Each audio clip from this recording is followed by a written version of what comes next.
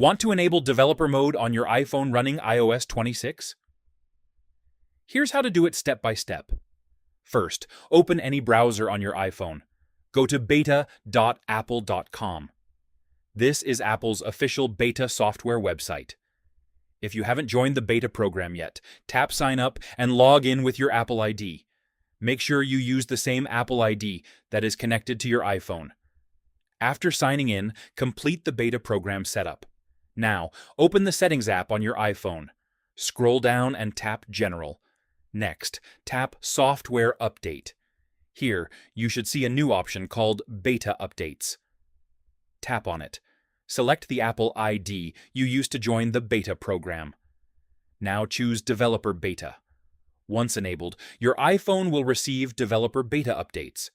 You can go back to the Software Update page, and you'll see available beta updates for your device. I have a quick tip for you.